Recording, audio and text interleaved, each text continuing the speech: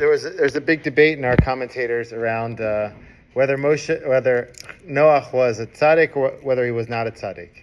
The verse says he was a tzaddik in his generation. So there's a lot of texts that go both ways, and there's great messages you can learn out from them.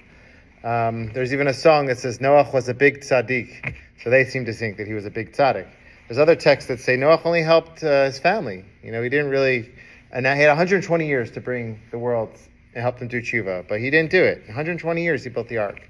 Others say that he didn't, and Rashi says he didn't have full faith in God until the last moment that the waters pushed him in. He didn't believe that the flood was really going to come. So it seems to be. Some say if he was in the generation of Avram, he would have even done better than he did in his generation. Others say that if he was in Avram's generation, he would have been much worse, because in his generation he stood out, but in Avram's generation, there's no way he would have been on the level. So there's different approaches. Some say it's tzaddik, some say he wasn't as big of a tzaddik.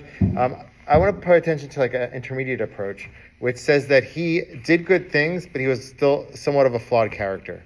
And the message would be for us that you can bring salvation, you can do good things, even when you're in an imperfect place. An example, this is for every area. This could be for leadership. Sometimes you're thrust into a leadership position. You're like, I wish this wasn't me. I'm not the one to do this. I see some people laughing for some reason. But you think, I'm not worthy of this. And you look around and you really look into it. The other person's not like that much different. No one's perfect. And sometimes you have to embrace the position. Similarly, spiritually, sometimes you feel like you're not up to par spiritually. Hashem won't accept you because of all the sins that you've done. And this story says that you can, even in your perfect place, come close to God and do good things. One example on an interpersonal level I'll share with you is there was a congregant of ours that I was in touch with for a while. And I was trying to call her and be in touch with her and talk to her. She felt like she was lonely, so I tried to stay in touch with her. And for a while, I wasn't in touch, and I was embarrassed, kind of like to reach out to her. And I didn't have really like the wherewithal to really give what I was normally giving. So that's kind of why I was like not staying in touch as much. At a certain point, I was like, I just have to do something. I can't go visit full, sit down the full time. But I had to so I sent a text like, "How you feeling?" Just like a simple text. And she texted back, 100% true story. She texted back, she goes, I'm not well, really not feeling well right now. I texted back, you able to get an appointment with a doctor? 20 minutes later, she's like, I'm on the way to the emergency room.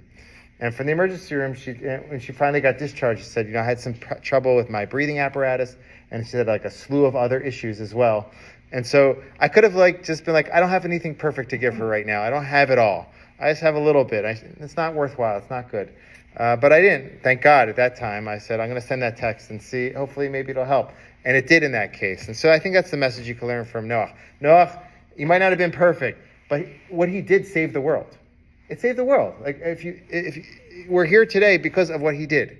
So every little bit that you do is positive in terms of your mitzvot, in terms of helping other people. So don't be afraid, or don't let the perfect hold you back. There's some sort of statement like that. What is that? The perfect is like the enemy of good. Perfect is the enemy of good. So do good. It doesn't have to be perfect, and hopefully all the good will go up to Hashem and do wonderful things in this world.